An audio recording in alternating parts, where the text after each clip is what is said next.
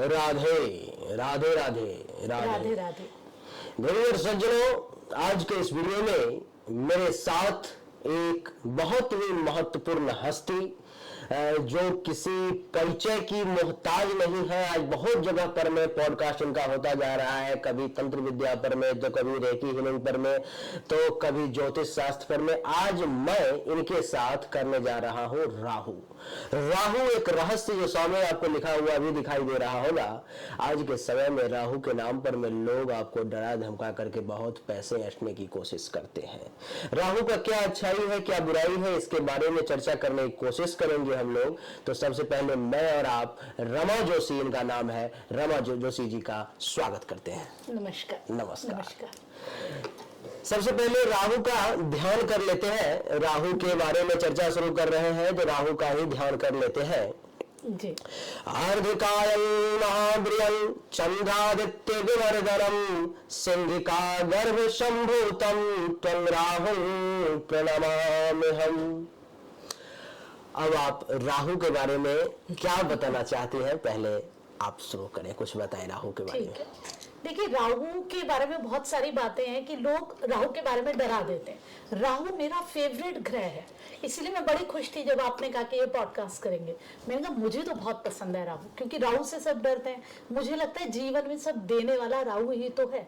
राहु को जब हम बेसिकली समझे, राहु और केतु क्या है, इनका कोई भौतिक अस्तित्व नहीं है। मतलब ये कोई चीज नहीं है, जैसे टेबल है, इसका अस्तित्व है, ये दिखाई दे रहा है, आप दिखाई दे रहे हैं, मैं दिखाई दे रही हूँ। मतलब हमारा सबका भौतिक अस्तित्व है, हमारा कुछ रूप है। राहु का कोई रूप नहीं है। ये क्या है, सूर्य और चंद्र मिलते हैं, ये नॉट है, ये गांठें हैं, है ना। एक जगह हम कहते हैं ना कि ये छाया मात्र है, इनका कोई भी रूप नहीं है। तो इनका सबसे पहली चीज है, इनका कोई रूप नहीं है। वो चीजें दुनिया में जो दिखती नहीं है वो राहु है और केतु है। केतु आंखों से नहीं दिखते, माइक्रोस्कोप से दिख सकता है, लेकिन राहु तो दिख ही नहीं सकता। ये आप याद रख लीजिए। लोग जो आपको बोलते हैं कि घर में आपकी ये वाली चीज राहु है, ये नहीं है। राहु वो है जो दिखेगा नहीं। जितने आविष्कार है सब राहु है। अब सबसे पहले हम शुरू करते हैं कि राहु का जो उसकी शुरुआत है। एक ऐसा राक्षस जिसको वो लेना था जो कि देवताओं के पास था, अमृत। एक अमृत चाहिए था, उसको चाहिए था कि मैं भी अमृत पीऊं, जबकि देवता सिर्फ अमृत पी सकते हैं, राक्षस नहीं पी सकते। उसका अधिकार ही नहीं था। अधिकार ही नहीं था, क्योंकि राक्षस क्या है, हमारे अंदर की वो भावना है, लोभ, मोह, क्रोध, माया, वो चीजें जितनी भी बुराइयां हैं, जितनी भी, मतलब बुराइयां तो हम नहीं कहेंगे, जो हमारे अंदर की वो चीजें, वासनाएं कह लो, इच्छाएं कह लो, वो राक्षसी तत्व जो कि हमें इसकी तरफ खींचते हैं। बुराइयां तो है ही है ना, और वैसी बात है, लेकिन हम बुराई नहीं करें, क्योंकि राहु मेरा फेवरेट है मैं इसलिए बुराई मानने को तैयार नहीं हूँ। तो वो जो हमारे अंदर की चीजें है ना, वो सबकी सब राक्षस है। और जो अच्छी भावना है, परोपकार, सेवा, जब हम प्रेम दूसरों के लिए, वो हमारे देवताओं वाले भाव हैं। तो जो राक्षस है उनको अगर अमरता मिल जाएगी तो क्रोध तो अमर हो गया तो क्या होगा, आप देखो, मोह अमर हो गया तो क्या होगा। तो इनको अमरता नहीं मिलनी थी। हालांकि शुक्रदेव के पास तो है ये अधिकार कि भाई संजीवनी, उनके पास ये विद्या है कि वो किसी भी चीज को दोबारा, जैसे हमारे अंदर गुस्सा खत्म होता है फिर पैदा हो जाता है, लेकिन हमारे अंदर वो सेवा, परोपकार, प्रेम की भावना सतत रहती है हमेशा, वो कभी नष्ट नहीं होती। तो उनको अमृत नहीं मिलना था, लेकिन राहु को अमृत चाहिए था। वो महत्वाकांक्षी है, शरारती बच्चा जिसको क्लास में नहीं भी मिलना होता ना, जो पढ़ता लिखता कुछ नहीं, लेकिन उसे फर्स्ट आना है, फिर वो चीटिंग करके नंबर 1 आ जाता है, ले आता है। नंबर 1 वही बनता है जो मेहनत करता है, बेचारा दूसरे नंबर पे होता है, वो है राहु। वो महत्वाकांक्षी राक्षस वो बैठ गया सबके बीच में, देवताओं के बीच में। अब विष्णु जी को तो पता था, वो स्त्री रूप में थे भाई, उन्हें पता ही होगा ना, वो तो स्वयं ब्रह्म है। लेकिन उसके बाद भी, क्योंकि ये तो नियति थी ना, उन्होंने उसको भी करवा दिया अमृतपान। उसने अमृत पी लिया, मतलब वो मरेगा नहीं। और उसी समय सूर्य और चंद्र ने देख लिया और उसके बाद उसके गर्दन चक्र से अलग कर दी श्री हरि ने। तो थोड़ा सा यहाँ पर मैं करेक्शन करना चाहूंगा कि राहु जो है, राहु के पिता का नाम स्वरभानु था, माता का नाम सिंहिका थी। और अभी जो हमने कहा कि अर्धकायं महाबृहं चंद्रादित्य विवर्धनम सिंहिका गर्भ संभूतम, यानी कि सिंहिका के गर्भ से जिसने जन्म लिया।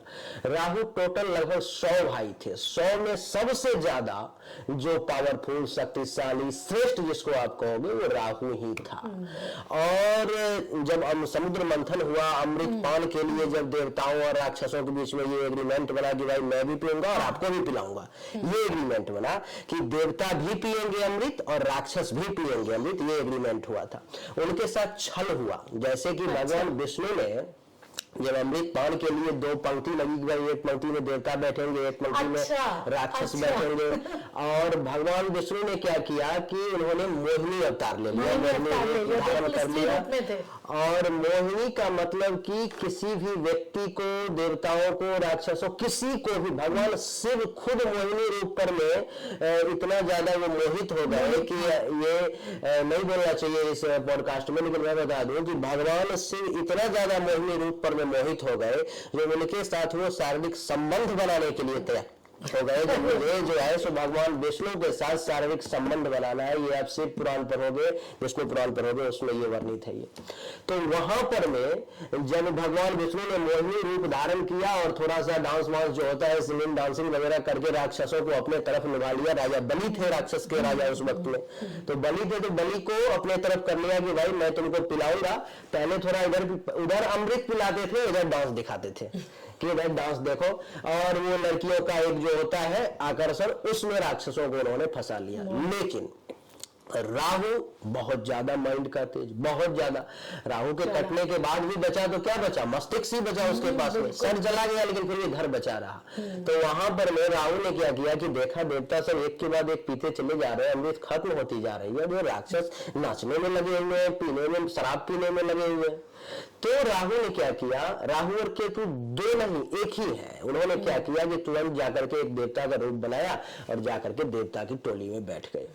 भगवान विष्णु भी इतने मगन थे, या यूं कहो तो नियति थी, अथवा इतने मगन थे कि उन्होंने देते देते उसे भी दे दिया। उन्होंने ध्यान नहीं दिया कि ये देवता नहीं है, और राहु ने उसे पान कर लिया। तो जैसे ही राहु ने मुंह में डाला, सूर्य और चंद्र ने तुरंत बताया कि ये देवताओं के भेष में राक्षस है, और तुरंत भगवान विष्णु अपने रूप में आ गए और चक्र से उसके गले को काट दिया, इसलिए कि उसके गले से नीचे ना अमृत चला जाए, ताकि वो अमर हो जाएगा। लेकिन उनके सर काटने से कुछ नहीं हुआ, अमृत उसके गले के नीचे जा चुका था, गला ऊपर भी जिंदा रह गया और धर नीचे भी जिंदा रह गया, अलग हो गया दोनों।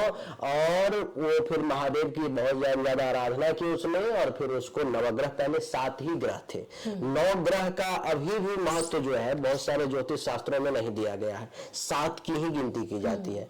लेकिन बाद में भगवान शिव ने उस दोनों को भी वरदान दिया, सर और धर को, एक हो गया राहु, एक हो गया केतु। अब इस पर मैं आगे जैसा आप बताना चाहे आप बताइए। आगे कहानियां ना बहुत सारी हैं और अलग अलग हैं राहु केतु से रिलेटेड। किसी में ये कहा जाता है कि उनको अमृत नहीं मिलना था, किसी में कहा गया कि उन्हें मिलना था, जैसे कि आप तो दोनों ही बड़ी सारी कहानियां, बड़ी सारी चीजों के लिए ना। तो उसके बाद लेकिन उसने अमृत पिया। तो राहु बेसिकली क्या है, हमारे अंदर की वो अतृप्त इच्छाएं, वो हमारी महत्वाकांक्षा है। एक्चुअल में राहु वो इच्छा है जो हमें वो करने के लिए चाहती है जो हम नहीं कर सकते, जिसके लिए हम विद्रोह करते हैं, जिसके लिए हम जीते हैं, जो कि हमें साइंटिस्ट बना देती है, कुछ भी बना देती है, जीवन में बहुत ऊपर ले जाती है। हमारे अंदर की वो इच्छा, महत्वाकांक्षा, तभी तो हम सब कुछ करते हैं। नहीं हो तो हम जीवन में क्यों जिएंगे। सारे आविष्कार, अब जितना हम यहाँ बैठे हैं, ये जो हम मोबाइल में कर रहे हैं, ये भी राहु है। जो आसपास तरंगे हैं वो भी राहु है। जो ये हमारे आविष्कार है, लाइट जल रही है फिलहाल, ये भी राहु है। हमने माइक लगा रखा है, ये भी राहु है। अब राहु अपने आप में आविष्कार है, मतलब लीक से अलग हटके चलना, विद्रोह करना कि मुझे ये चाहिए, मुझे क्यों नहीं मिल रहा। जब हम विद्रोह करते हैं, मेरा भी तो इसमें हक है, मुझे क्यों नहीं मिल रहा, मुझे भी मिलना चाहिए। कहने का अर्थ ये हुआ कि आपकी जो क्षमता है उससे भी ज्यादा जो चाहिए उसमें राहु है। हाँ, और सब कुछ चाहिए। हाँ, और जीवन में हमेशा अगर लीक से हट करके कुछ अगर ज्यादा चाहिए तो वो राहु ही आपको करवा सकता है। विरुद्ध बहना, एक तरफ धारा जाएगी, राहु अलग जाएगा। अब किसी दानव को मिला नहीं अमृत, राहु ने पान कर लिया, आज इस पर हम लोग चर्चा कर रहे हैं, राहु नवग्रह में आ गया। नहीं तो राहु ही एक ऐसा ग्रह है जो आपसे वो काम भी करवा सकता है जिसे करने में आप सक्षम नहीं है। हाँ, तो राहु के बारे में और कुछ बताएं आप, और क्या जो बताएं? हमारे जीवन की नेचुरल चीजें उनसे अलग हटके राहु है। राहु क्या है? नशे से जुड़ा हुआ राहु है, शराब राहु है, शराब पीने वाले राहु से कि नेगेटिव। देखिए राहु के दोनों फॉर्म है, हर ग्रह की दोनों चीजें होती है, पॉजिटिव नेगेटिव। इसका नशा है, अगर भाई हमको जो हमारे अंदर नशा होता है कुछ करने का, हमारे अंदर कोई जुनून होता है, वो भी राहु है। और जो हम पीते हैं, नशा खाते हैं, सारे नशे करते हैं, वो भी राहु है। एक संत भी राहु है, सिद्धि करना भी राहु है, और उसके बाद क्रिमिनल बन जाना, मतलब एक्स्ट्रा ऑर्डिनरी कोई भी चीज करना राहु है। उसका कलर है ग्रे, वो है धुआं, दिखना नहीं कोई भी चीज, संदेह रहना मन में, डाउट्स, डर, मानसिक रोग, ये सब राहु से जुड़ा। और सबसे मजे की बात है, जितनी हमारे आसपास ऊर्जाएं हैं, चाहे वो टेलीफोन की हो, चाहे मोबाइल की हो, चाहे टेलीविजन की हो, चाहे हमारे रेडियो की हो, चाहे रेकी हीलिंग की हो, कोई भी ऊर्जाएं हो, भूत प्रेत जो भी हैं, ये सब राहु है। सब के सब राहु है। जितनी तरंगे हमें दिख नहीं रही ना, जो एक दुनिया है जो हम देख रहे हैं, एक वो दुनिया है जो हम नहीं देख रहे। दूसरी पॉडकास्ट इसी पे किया था, वो सब राहु है। आप ये देखिए हमारे ऊपर उस चीज का इफेक्ट ज्यादा होता है जो हमें नहीं दिख रही होती चीजें एक्चुअल में। अब जब मैं आज आ रही थी तो मेरे को रास्ता पता था, मैं यहाँ पहुंच गई, फिर मैं फिर से भटकी, राहुल ने आज उनको भटका दिया, भटकी एक जगह पर में हमारे यहाँ पर में आ करके मकान के आगे से लौट करके फिर चली गई रिक्शे में, और फिर जबकि मैं रिक्शे में थी नहीं, लेना ही नहीं था, मैं पहुंच गई थी। सही बात, फिर भी घूमी मैं फालतू में। सही बात। तो ये राहु का काम है, भटकाना है राहु। राहु भटकाना है राहु, बिल्कुल। अच्छा, राहु के बारे में कुछ अच्छी बातें जो राहु तो देखिए अच्छी ही बात है। अगर हमें जीवन में कुछ जो ये हमारी परंपराएं हैं, कुछ खराब भी हैं, इनको तोड़ के आगे बढ़ना है, वो राहु ही करवा सकता है। सारी की सारी हमारे जीवन में एक्स्ट्रा ऑर्डिनरी जितनी भी क्वालिटीज हैं वो राहु कराएगा। अब लता मंगेशकर की कुंडली में क्या है? कालसर्प दोष, दोष कहेंगे या योग कहेंगे, तो वो कितनी अच्छी उनकी आवाज थी, एक्स्ट्रा ऑर्डिनरी। सचिन तेंदुलकर जी की कुंडली में अब उन्हें कितना एक्स्ट्रा ऑर्डिनरी बना दिया। जब हम जीवन में कुछ अलग हटके करना चाहते हैं, हम लीग से हटके चलते हैं, हम जीवन में बहुत ऊंचाई में पहुंचना चाहते हैं, हमारी महत्वाकांक्षा नहीं होती तो आविष्कार होता नहीं, ना रोशनी होती, ना बिजली होती, ना टेलीविजन होता, ना हम अभी इंटरनेट चला रहे होते। ये सब राहु है। तो राहु को हमें जरूरी है कि हम उसे मैनेज करें। बुराइयां तो है राहु की, क्योंकि अगर राहु खराब हो गया फिर तो खराब ही है, तो खराब है। तो फिर सभी राहु हो या गुरु हो, शुक्र हो, कोई भी बुरा है तो फिर उसका बुरा प्रभाव भी है, अच्छा है तो उसका अच्छा प्रभाव भी है, दोनों है। अच्छा, कुंडली में जैसे अब कुंडली पर मैं चर्चा कर लेते हैं थोड़ा सा। राहु का तो भूमिका लगभग हो गया, राहु के बारे में लगभग थोड़ा और बताऊंगी मैं, राहु के बारे में थोड़ा और बताऊंगी। हाँ बिल्कुल बताइए, अभी बताएंगे, ठीक है। कुंडली बताते हैं। राहु के लिए हमने लिखा है कि राहु एक रहस्य है, राहु की गुत्थी को आज तक कोई सुलझा नहीं पाया। राहु को समझ पाना इतना खेल नहीं है। बड़े बड़े ज्योतिष शास्त्री जो बहुत बड़े बड़े हुए, राहु के खेल में उलझ करके दुनिया से भी वो चल बसे, लेकिन राहु को समझ नहीं पाए। हमारे यहाँ पर में एक ज्योतिषी हुए जिसका नाम था डाक। वो ऐसे ज्योतिषी थे जो अभी 1 मिनट बाद कौन सी घटना घटित होगी, उनका पुस्तक है, किताब है, ज्योतिष शास्त्र जैसे ये सब प्रमाणिक ग्रंथ है, ऐसे प्रमाणिक ग्रंथ है उनका। और वो जो कह देते थे कि 1 घंटे बाद, 1 मिनट बाद, 2 मिनट बाद क्या होगा, वो बता देते थे वो।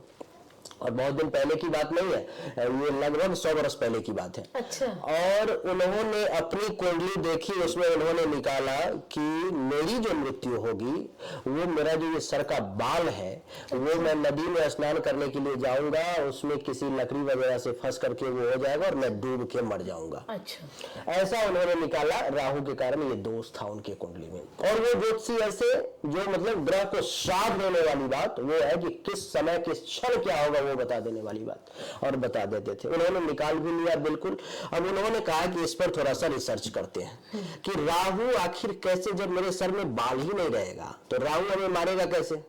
और उन्होंने क्या किया कि अपने सर के बाल को मुड़वा लिया, पूरा एकदम एक बाल पूरा उसको मुड़वा लिया और सूर्य से उसको करवा लिया, और कहे कि अब मैं जाता हूं नदी में नहाने के लिए, अब देखता हूं राहु क्या करता है। और वो नदी में उतर गए, वो नहाने के लिए बढ़िया से नहा लिया, सब एकदम बढ़िया फर्स्ट क्लास हो गया। अब निकलने की बारी है और उन्होंने समय सबको बता दिया था कि इतने बज के इतने मिनट में मेरी मृत्यु का समय है, और इतने बजे से इतने बजे तक मैं इस नदी में रहूंगा और देखता हूं कि मरता हूं कि नहीं मरता हूं। और वो नदी से जब निकलने लगे उनका पांव फिसला चढ़ते वक्त ऊपर, और सर में एक बाल, ये जो शिखा है, शिखा का एक बाल, इसको टिकी भी कहते हैं, शिखा भी कहते हैं, अच्छा, एक बाल उनका छूट गया था जो दिख नहीं रहा था किसी को।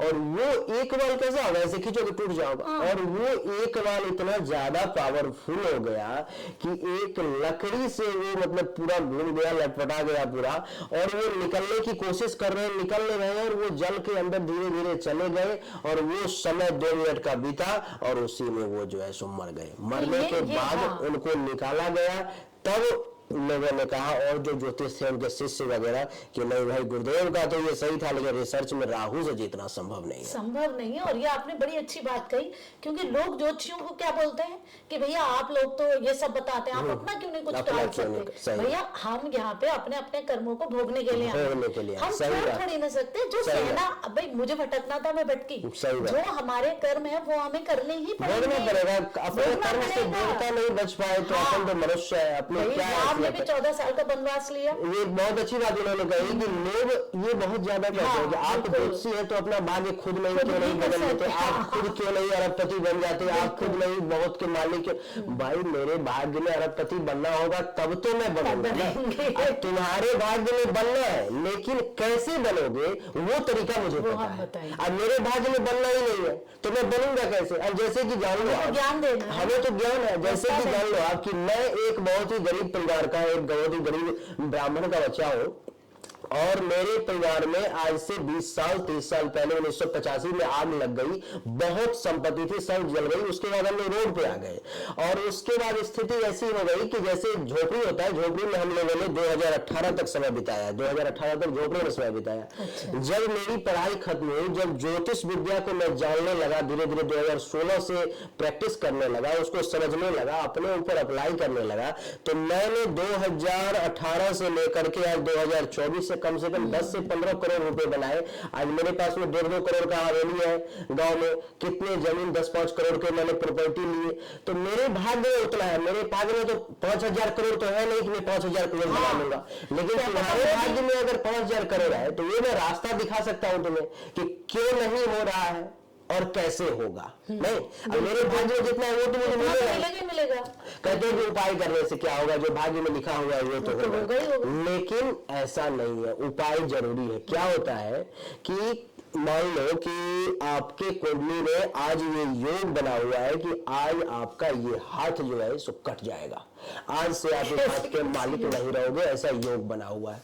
आपने क्या किया, मान लो कि ये योग आपके राहु के कारण ही बना हुआ है, दुर्घटना का योग है, और ये है कि और राहु का दृष्टि है आपके हाथों पर में, तीसरे भाव पर में, और ये है कि आज आपका दाहिना हाथ कट जाएगा, कट के गिर जाएगा।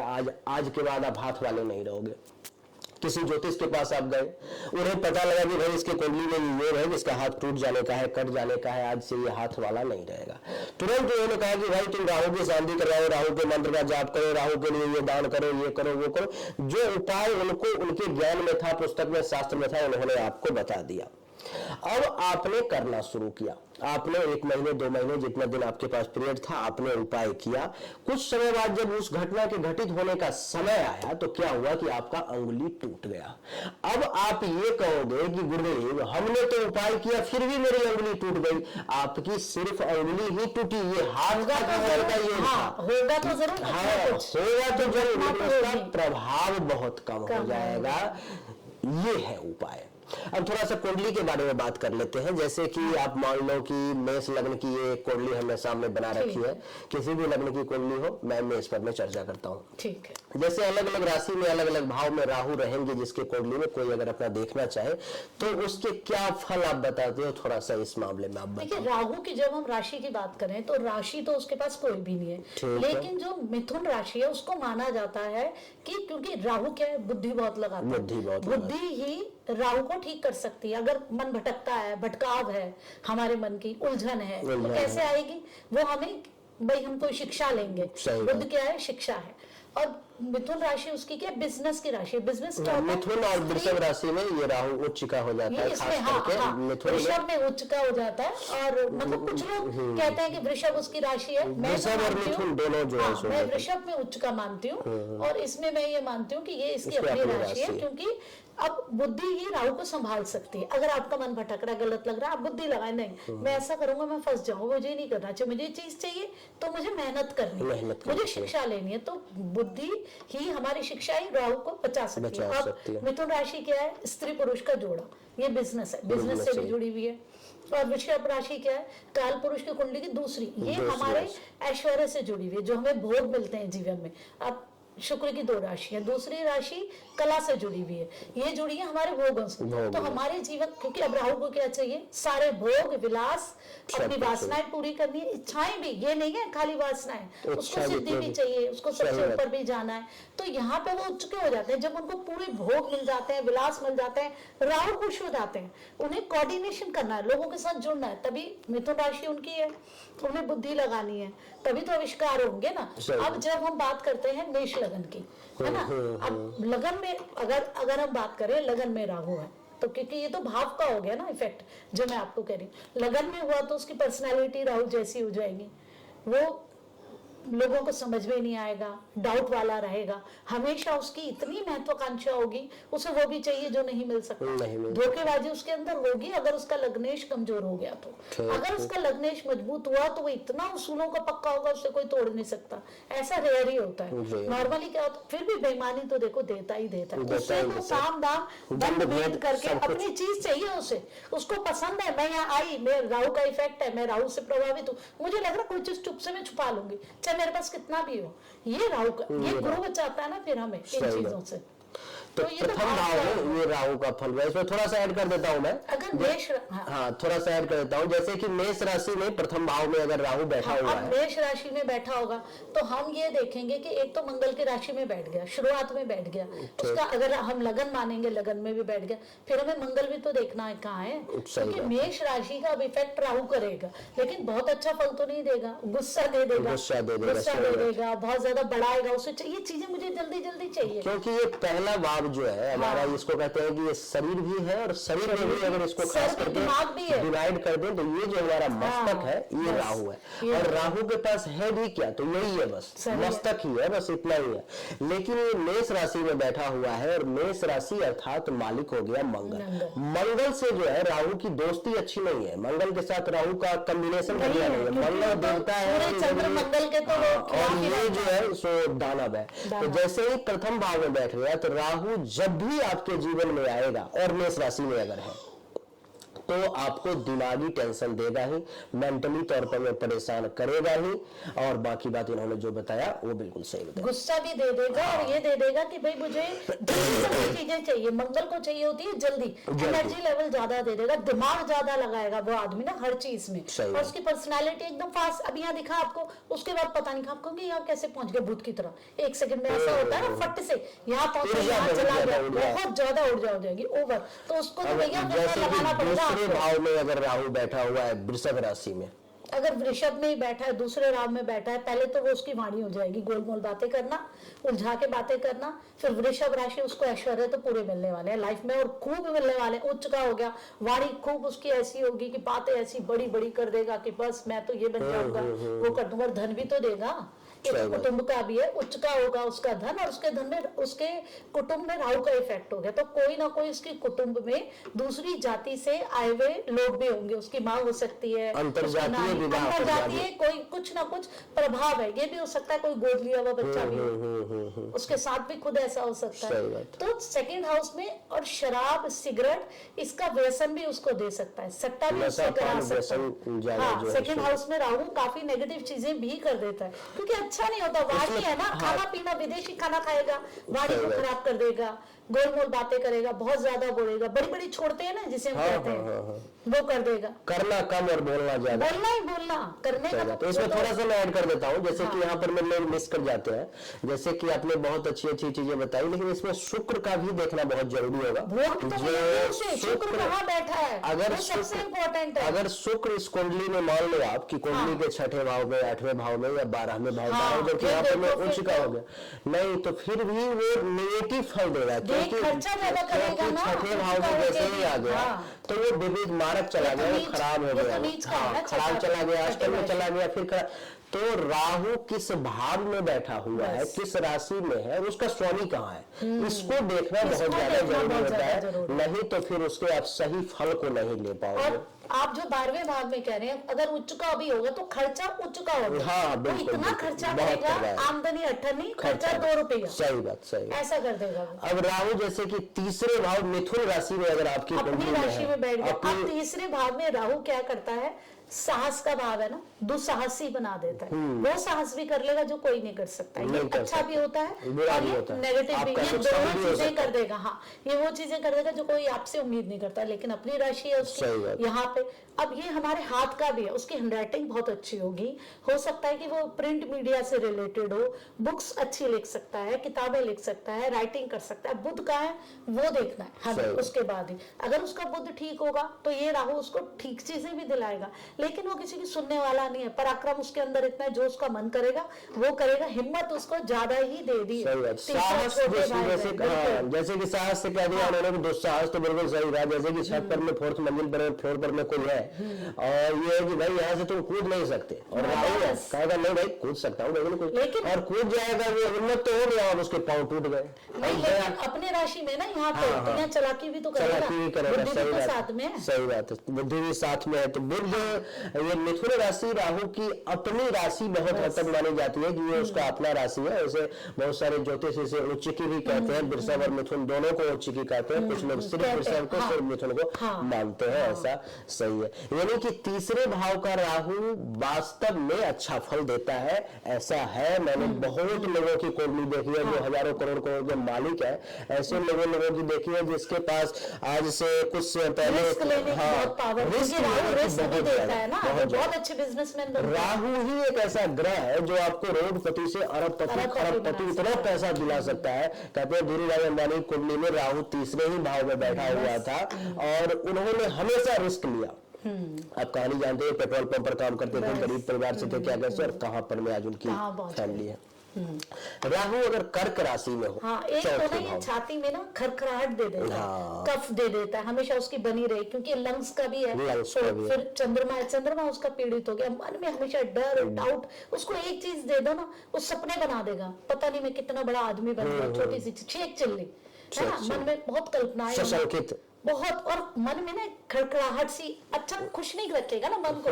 हृदय में आ गया, चतुर्थ भाव में आ गया, घर में नहीं टिकता है, मम्मी के साथ नहीं बनेगी अपनी, घर में टिकेगा। चौथे भाव में जिसका हो गया चंद्रमा में, तो उसको माँ का सुख बहुत कम मिलता है। ये आपने जीवन में अगर देखा हो, सुना हो अथवा देखने की कोशिश करोगे तो या तो वो व्यक्ति माँ से बहुत दूर हो जाए, अथवा अगर राहु बहुत ज्यादा पावरफुल है तो जन्म के समय में भी आप देखोगे जब उस बच्चे का जन्म हो तो उसकी माता को बहुत ज्यादा तकलीफ, हद से ज्यादा तकलीफ अपने देश से भी दूर हो सकता है, और अपने देश, बिल्कुल जन्म धरती का ये चौथा ही भाव होता है, धरती का, वहाँ से बिल्कुल जन्म स्थान से भी दूर हो सकता है। और ऐसा देखोगे आप कि जब तक उसके माता पिता जीवित रहते हैं, कई कंडीशन में हमने देखा है कि उस व्यक्ति को सफलता नहीं मिलती है। जैसे कि अभी एक शाहरुख खान की कुंडली जो है उसमें वो हमेशा कहता रहता है कि मेरी जब शोहरत आई, मैं जब कामयाब हुआ तो मेरे माता पिता नहीं रहे देखने के लिए। तो ये चौथे भाव में राहु का बैठना कर्क राशि में ये थोड़ा ज्यादा नुकसानदेह होगा। तो ये भी होता है ना कि अगर भाई जो राहु भाव में है तो ये घर से दूर जाते हैं ना, तब इनको ज्यादा सफलता मिलती है, घर में नहीं मिलती, घर वाली जगह। ये एक विशेष चीज आप नोट कर लेना, बहुत अच्छी बात कही उन्होंने कि जब भी जिस किसी व्यक्ति की कुंडली में अगर चौथे काल पुरुष का जो है ना, आपकी किसी भी लग्न की कुंडली है, काल पुरुष का ये चौथा ही होगा, ये कर्क राशि का ही होगा। तो इसीलिए जिसका भी चौथे भाव का है तो आप ये मान लो कि आप अगर घर छोड़ करके जाते हो या अपना देश चेंज कर लेते हो, कम से कम राज्य भी चेंज कर लेते हो, तो आपको वहां से जन्म स्थान से बेहतर सफलता मिलेगी। ये बिल्कुल एक्यूरेट और सही बात इन्होंने बताई, जो बहुत कम लोग आपको बता पाएंगे, नहीं बता पाते क्योंकि जानकारी नहीं होती। अच्छा, राहु अगर पंचम भाव में सिंह राशि में बैठा हो, सूर्य के साथ तो उसकी बनती है नहीं, और फिर सोच में आ गया, वो आदमी इतना तेज होएगा, इतना ज्यादा दिमाग लगाएगा, आप सोच भी नहीं सकते, एक्स्ट्रा ऑर्डिनरी माइंड उसका लगाना। और सूर्य की राशि फिर आप लगा लो कि वो पूरी तरीके से अपने आप को हर एक को डोमिनेट करेगा, प्लानिंग, प्लॉटिंग, और फिर ये चीज एक्चुअली मिस हो गई कि जब हम ये इसका शुरू करने लग गए, जैसे कि वायु तत्व राशि में ज्यादा एक्टिव होता है राहु, ज्यादा एक्टिव होता है क्योंकि ये खुद वायु है, तरंग है वो, खुद तरंग है। और अभी क्या है, ये स्थिर है राशि, तो यहाँ पे वो ज्यादा कर तो नहीं पाएगा भाई, स्थिर है, लेकिन उसका दिमाग इतना लगेगा, इतने षड्यंत्र करेगा वो, उसकी कोई भी चीज छोटी नहीं हो सकती। ये ऐसा कर लूं, ये कर लूं, ये प्लान कर लूं, बहुत इंटेलिजेंट होगा। अगर उसके बाकी ग्रह अच्छे हुए तो ये बहुत उसे आगे तक ले जाएगा। यानी कि आप कह रहे हो कि पंचम भाव में राहु अच्छा फल देगा? नहीं, अच्छा। पंचम भाव में राहु तब अच्छा फल देगा अगर पंचमेश अच्छा हो, राशि अच्छी हो यहाँ पे जो पड़ी हुई है, और पंचमेश ठीक जगह पे हो, तब देगा। वरना तो एक्स्ट्राऑर्डिनरी दिमाग मतलब अच्छा नहीं मानते हैं। पंचम में अच्छा नहीं मानते। मैं इसको थोड़ा सा ऐड कर देता हूँ इसमें। पंचम में जैसे कि पंचम भाव होता है, सूर्य का घर होता है, और सूर्य से राहु का जैसे कहते हैं ना 36 का आंकड़ा, उसने तो बताया था ऐसा दुश्मन कहते हैं कि ऐसा दुश्मन जो सर कटवा दे, और सूर्य ने तो इसका सर कटवा ही दिया था। ऐसा दुश्मनी है कि उस सूर्य के कारण उसका सर कट गया, सर और धड़ अलग अलग हो गया। ये तो अंदाजा करो कि सूर्य के साथ उसकी दुश्मनी कैसी होगी। और जब जब सूर्य को ग्रहण लगता है तो राहु ही है जो सूर्य को ग्रहण लगाता है। उसका हमेशा ये प्रयास रहता है कि सूर्य को निकल जाऊं, लेकिन उसके पास में जगह नहीं है रखने की। जैसे ही निकलता है बस यहाँ से वो निकल जाता है, सूर्य ग्रहण समाप्त हो जाता है। तो पंचम भाव में जब ही राहु आया तो ये जुआ, सट्टा, लॉटरी, गेमिंग वगैरह की तरफ आपसे बहुत ज्यादा आपको खींचने की कोशिश करेगा। उसमें आप कितने भी बड़े आदमी हो, कितना भी संपत्ति है, अब युधिष्ठिर का देख लो क्या स्थिति हुआ। महाभारत में राहु का ही कहानी है ये कि युधिष्ठिर का सब कुछ समाप्त हो गया, सारा सत्ता, राजपाट सब समाप्त हो गए। और राहु का जो समय होता है 18 वर्ष का होता है ना, राहु का 18 वर्ष का होता है। 14 वर्ष के वनवास हो गए, उसके बाद युद्ध करते 18 वर्ष का समय कैसा बीता ये आप देख लो, इतिहास देख लो। तो पंचम भाव में रहेगा तो पेट से संबंधित परेशानी देगा ही देगा, कुछ ना कुछ पेट में परेशानी, चाहे आपको गैस से हो संबंधित हो, किडनी से हो, लीवर से, एजुकेशन पढ़ाई लिखाई में बाधा। दूसरा होता है ये 5वां भाव आपके लव का होता है, प्रेम संबंध का, उसको भी ये फेल कर देगा। दूसरी जाति की तरफ भी विवाह भी हो सकता है। बिल्कुल बिल्कुल बिल्कुल। अपने जाति के अलावा दूसरे जाति से वास्तव में आपका लव अफेयर हो जाएगा, और वो सफल नहीं होगा जीवन में। अगर आप कर भी लेते हो विवाह, वो टूट जाएगा, वो चलेगा नहीं।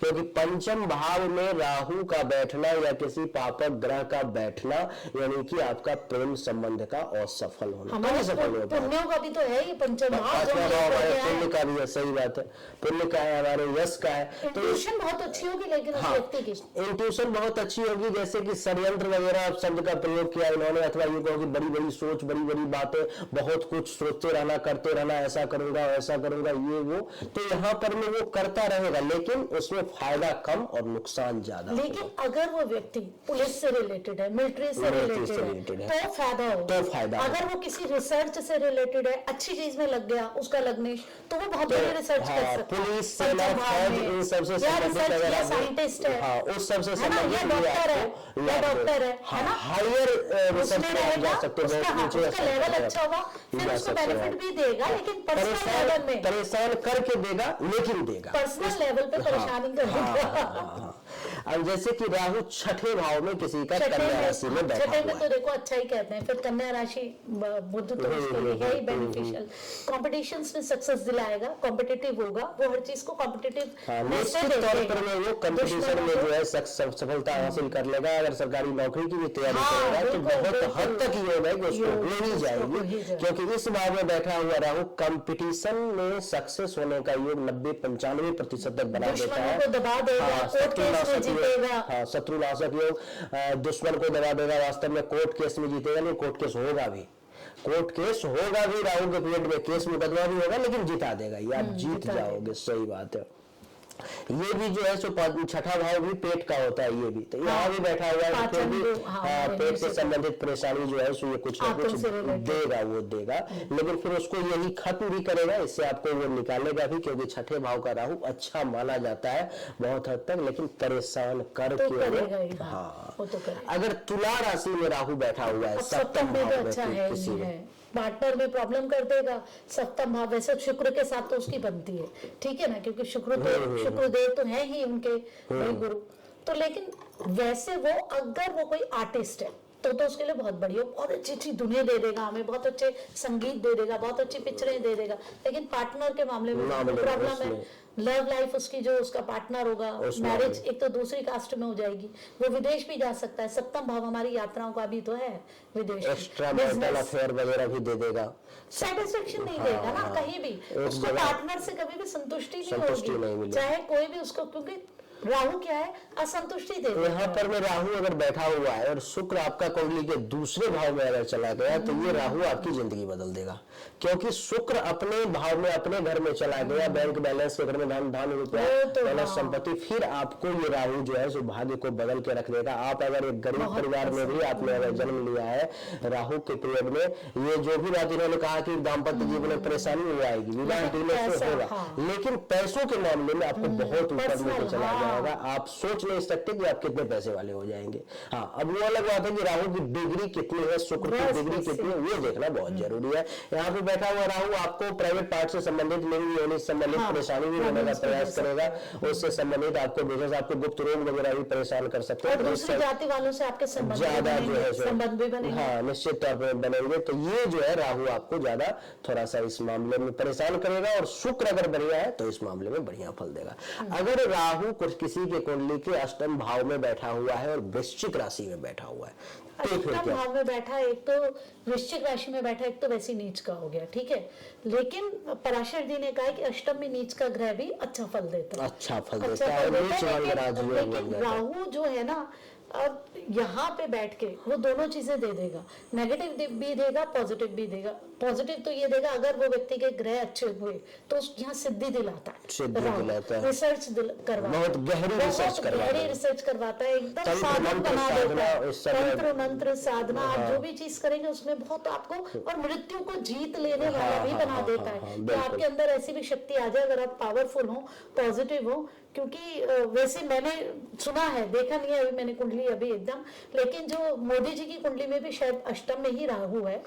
और उनकी कुंडली में जो धीरेन्द्र शास्त्री बोलते हैं, बागेश्वर वाले, तो वो व्यक्ति बहुत ही ज्यादा बोल्ड होता है, उसके अंदर बहुत ज्यादा हिम्मत होती है, लोगों को ऐसे उंगली दिखा के बात करता है, तुम ये समझो, क्योंकि उसके अंदर अपनी पावर होती है, सिद्धि होती है, ताकत होती है, लेकिन पावरफुल होना चाहिए। लग्नेश पावरफुल होना जो है पेट दर्द देगा, गैस देगा, स्टोन देगा ये। हाँ, और आपको जो है सो तहखाने के रास्ते संबंधित भी ये परेशानी देगा, से संबंधित फाइल्स वगैरह ये सब आपको परेशान कर सकता है। राहु ज्यादा नीच का है। वैसे अगर आप यहाँ भी हैं और आप अगर अपना देश छोड़ देते हो, अपने जन्म धरती को छोड़कर कहीं दूसरे जगह चले जाते हो, तो थोड़ा सा कम परेशान करेगा और लाभ ज्यादा देगा। लेकिन जाते नहीं है ना, अष्टम में राहु आदमी को यही कहते हैं मुझे सब चाहिए, बहुत मुश्किल कर देता है, जाने ही नहीं देता है आपको, इतना ही दूर में वो रखेगा, वो किसी भी प्रकार से। राहु जो है जो माया है, माया को कोई देखता नहीं है, जाल जैसे तरंग कहा ना, तरंग जाल, उस जाल में ये फंसा करके रख लेता है। आपको इधर चाहिए, आपको ये भी चाहिए, आपको वो भी चाहिए, वो भी चाहिए, और चाहिए सब कुछ बहुत कम मिलेगा और इतना ही दूर में आप घूमते रह जाओगे। तो ये अष्टम का राहु यहाँ तक कि मृत्यु भी करवा देता है कई बार।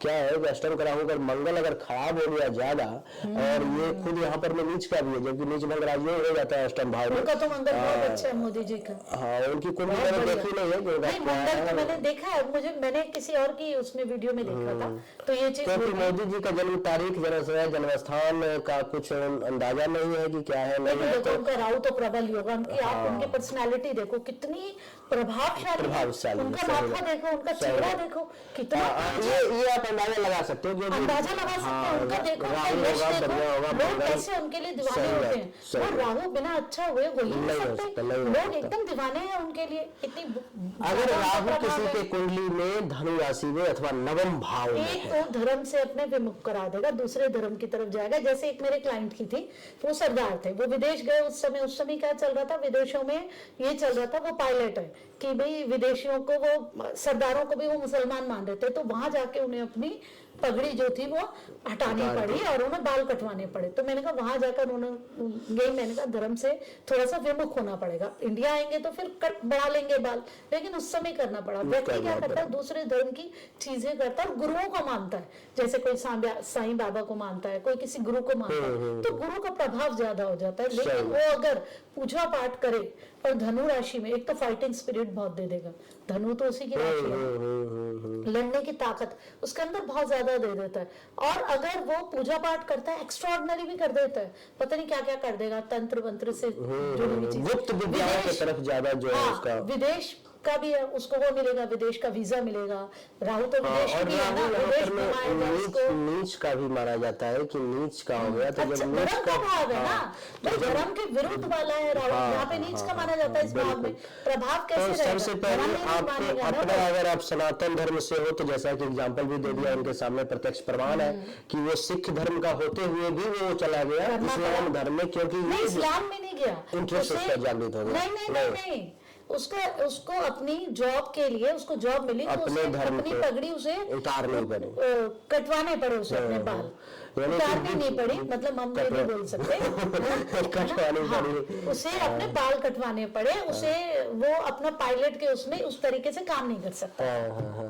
तो ये नवम भाव में बैठा हुआ राहु धनु राशि का हुआ, अगर कहीं धनु राशि का कहीं भी है फिर भी वो नीच का है, नवम कर दिया और नवम भाव में है, तो अपने धर्म से ये सबसे पहले आपका हटा देगा। ये कनेक्शन चाहे वो कैसे हो, पिता का भी भाव है, पिता से आपकी दूरी बन जाएगी, पिता के साथ संबंध में खराबी आ जाएगी, ये देवताओं के प्रति आपके जो पूछेंगे, पता नहीं किसी गुरु को बना लेंगे, पिता को कम मानेंगे, विधर्मी को ज्यादा मानेंगे, अपने धर्म को ज्यादा मानेंगे, अपने पिता से ज्यादा उनकी पूछ करेंगे। अच्छा, और ये जो भाव होता है आपके ससुराल का भी होता है, तो ये भी जो है यहाँ से आपके इंटरकास्ट की तरफ आपको ले जा सकता है, यहाँ से अपने जाति धर्म के लोगों को छोड़कर कहीं विदेशी से किसी दूसरे जाति के किसी दूसरे धर्म के लोगों से आपका शादी होगा, संबंध स्थापित करवा सकता है, अपनों को छोड़ करके दूसरे की तरफ आप ज्यादा आकर्षित होंगे। ये राहु का यहाँ पर प्रभाव रहेगा, ये नेगेटिव फल यहाँ पर मैं आपको देगा।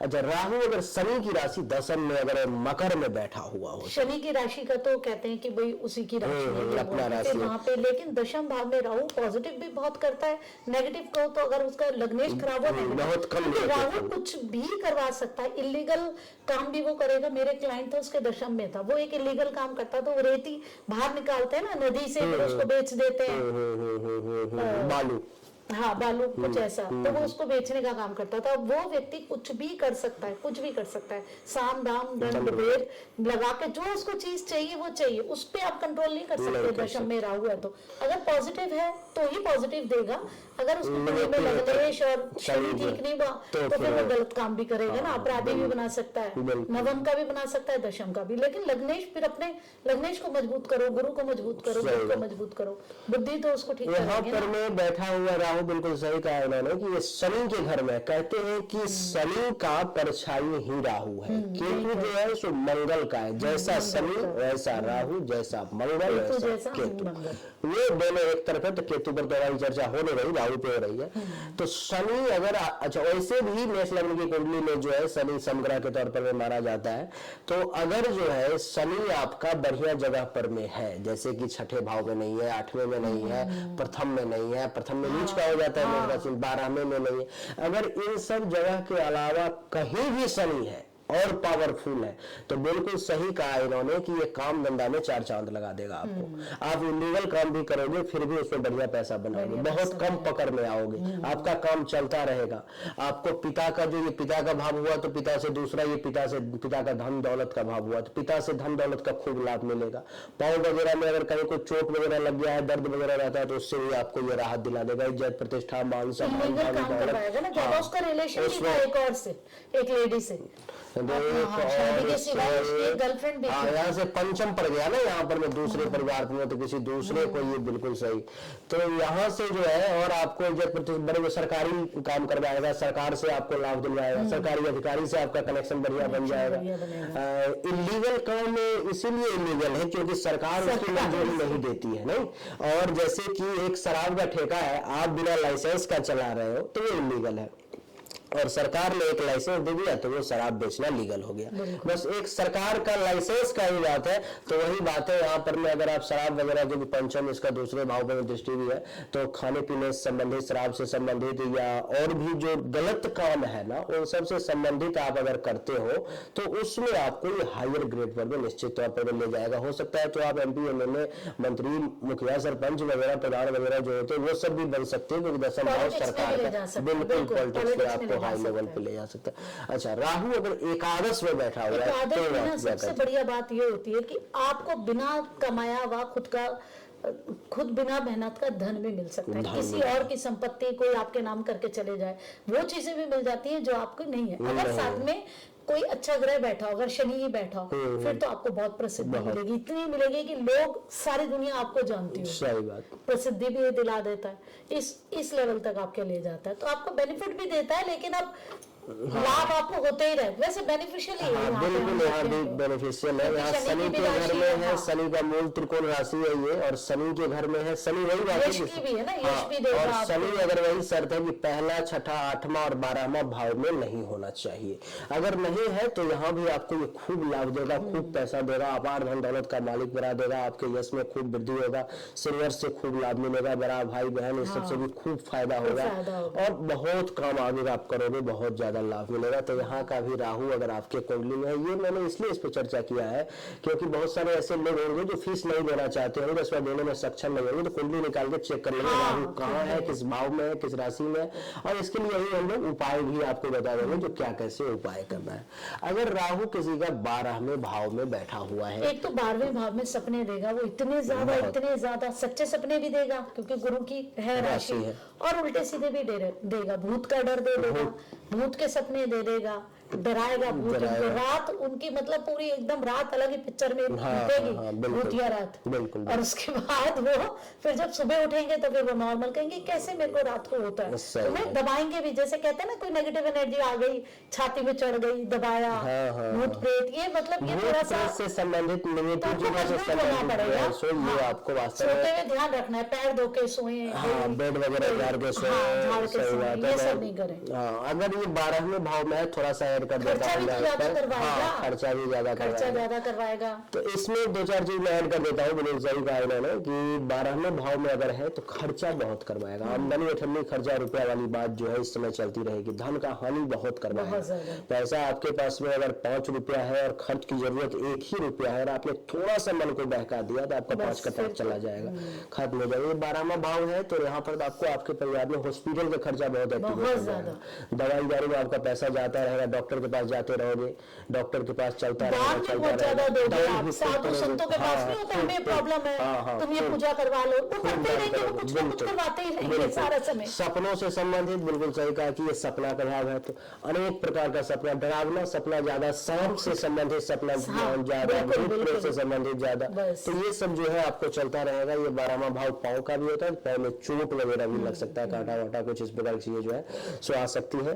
तो ये तो हो गया कि आप सभी के लिए हमने इनसे पूछा कि अगर प्रथम भाव से लेकर के 12वें भाव तक कहीं पर में भी अगर राहु बैठा हुआ है तो क्या फल देगा। राशि बाई इन्होंने बताया किस राशि में है तो क्या फल देगा, आपने देख लिया। अब थोड़ा सा कुछ उपाय के बारे में बात कर लेते हैं कि क्योंकि पहले राहु के बारे में और थोड़ी चर्चा कर ले, क्योंकि हमने डिटेल में बात नहीं करी। अब राहु को हम सब नेगेटिव सोचते हैं, लेकिन राहु नेगेटिव नहीं है, राहु ही हमें जीवन में सब कुछ दिलाने वाला है। राहु नहीं हो तो हम भाई अंदर महत्वाकांक्षा नहीं है, इच्छा नहीं है, हमारे अंदर की इच्छाएं राहु है। तो हमें सिर्फ इतना करना है कि हमें राहु को समझना है। हमारे अंदर का डर, संदेह, जैसे किसी को बीमारी हो जाती है, मानसिक रोग जितने होते हैं राहु के कारण होता है, पागलपन राहु की वजह से होता है।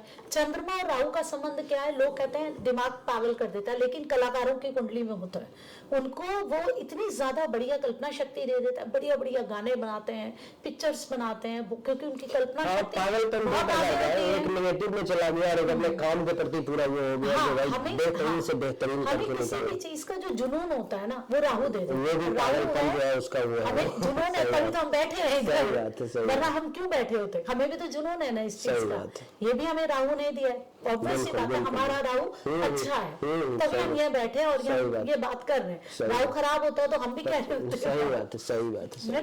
तो हमें जुनून दे देता है। जरूरी है कि आप पहले ये देखो कि आपकी कुंडली में राहु कहाँ पर है, किस राशि में, किस भाव में है, उसको आपको पॉजिटिवली एक्टिवेट करना है। जिसकी पॉजिटिव होगी वो अच्छे काम करेगा। अपने अंदर की जो क्वालिटी है ना, हमारे अंदर जो आपके अंदर एक अलग एक्स्ट्रा क्वालिटी है, मेरे अंदर भी है, आप लोग जो देख रहे हैं आप लोगों के अंदर भी कोई ना कोई गुण है, वो जो हमारे अंदर एक एक्स्ट्रा ऑर्डिनरी क्वालिटी है ना, वही राहु है। हमें उसको ढूंढना है और हमें उसको एक्टिवेट करना है। तभी हम जीवन में आगे बढ़ सकते हैं। हमारा क्या जीवन का ध्येय, हम जो ध्यान लगाते हैं, मेडिटेशन करते हैं, जब हम जुड़ते हैं अपनी आत्मा से, फिर हम उस परमात्मा से जुड़ते हैं, तो वो सब राहु ये तो है। सही बात, सही बात, सही बात। थोड़ा हाँ, राहु के बारे में बहुत अच्छी बात इन्होंने बताई। जब भी आपके जीवन में कुछ भी अगर लीक से थोड़ा सा हट के आपको चलना है, एक्स्ट्रा ऑर्डिनरी, जैसे कि जो आप सामान्य कर रहे हो, जो सब लोग कर रहे हो, वो आप भी कर रहे हो, लेकिन आपको खोजना है कि आपके अंदर थोड़ा अलग क्या है, और जो अलग है उस पर में अगर आपने क्लिक कर लिया, जैसे कि मैं जी न्यूज में खुद काम करता था, एज ए सॉफ्टवेयर इंजीनियर था, और मैंने सोचा मेरा, जबकि मेरा राहु यहाँ पर में है, कुंभ लग्न की मेरी कुंडली है, और यहाँ पर मेरा नवम भाव में राहु है, लेकिन मेरा वो क्लिक कर गया कि नहीं, मेरा ये फील्ड सही नहीं है, मेरा ये ज्योतिष के फील्ड में मैं ज्यादा अच्छा कर सकता हूँ। और मैंने खुद रिसर्च करना शुरू किया कि ये ज्योतिष विद्या वास्तव में सही है या लोग ठगते हैं इस मामले में कुछ कह करके, क्योंकि मेरे पिताजी खुद ज्योतिष थे, और वो जो कहते थे अथवा कहते हैं, लोग कहते थे कि नहीं ये जो कह रहे हैं सही। और मेरे पिताजी थोड़ा सा क्रोधी स्वभाव के व्यक्ति हैं, गुस्सैल है थोड़ा, तो लोग उनसे थोड़ा डरते भी है। तो मैं ये समझता था कहीं डर के मारे तो नहीं कहते हैं कि ये जो कर रहे हैं सही है, तो मुझे शक हमेशा रहता था इस बात पर में। तो मैं उसको रिसर्च करना जब शुरू किया, करता करता तो मुझे लगा कि नहीं भाई ये सही है। मैं अपने महीने भर का निकाला, साल भर का निकाला, देखा तो नहीं ये फल तो मिल रहा है पूरा का पूरा, तब मेरा विश्वास है कि नहीं ये वहां से फिर मैंने जी न्यूज में रिजाइन दिया और अपना काम जो है सो शुरू किया। जब भी मैं बहुत अच्छे पोस्ट पर में था, बहुत अच्छी सैलरी थी, सब कुछ थी, फिर भी मैंने वहां छोड़ करके यहाँ पर मैं आ गया। वही जो मन के अंदर हमारी एक इच्छा होती है ना, जब हम मेडिटेशन करते हैं, वही मैं बात कर रही थी, तो हमें एक नॉर्मल इंसान से एक बहुत अच्छा साधक बना देता है। जितने भी ये तंत्र कर रहे हैं, सिद्धि करवा रहे हैं, ये सब राहु से जुड़े हैं। अब जितनी ये खोजे हुई हैं, ये सब इंटरनेट सब राहु से जुड़े हैं। कलयुग जो है सो राहु प्रधान समय है, राहु प्रधान। तो हमें मेडिटेशन में अपने आप से जोड़ने वाला भी राहु है। अगर आपका राहु अच्छा नहीं होगा ना, अब क्या है कि अगर राहु अच्छा है तो व्यक्ति मेडिटेशन करेगा, ईश्वर का ध्यान करेगा, अच्छी चीजों की तरफ जाएगा, लीक से अलग हटेगा, अच्छे काम के लिए। खराब होगा ना तो वो लोगों का झूठन खाएगा, गंदगी में बैठेगा, शराब पिएगा, जुआ करेगा, सट्टा करेगा, चोरी चकारी करेगा, अपराधी बनेगा, उसको गंदी चीजें अच्छी लगेंगी। लेकिन आपको क्या करना है, पॉजिटिव की तरफ जाना है। और बिल्कुल जो लोग बोलते हैं ना कि भाई आप अपने राहु को अजीब, भाई आप देखिए जो भी आप ये उपाय कर देते हैं, आपको लगता है कि हमने भाई ये कर लिया, हमारा काम खत्म हुआ, ये याद रख लीजिए, राहु आपकी कुंडली में जहां भी होगा, ये चीज हमारी मिस हो गई जो हम कर रहे थे। राहु हमारी वो चीजें करवाने के लिए आता है जो करने के लिए हम इस जीवन में आए हैं। आपके नवम में है ना, आप आपके धर्म से जुड़ी हुई चीजों को लोगों को बताने के लिए आए हैं।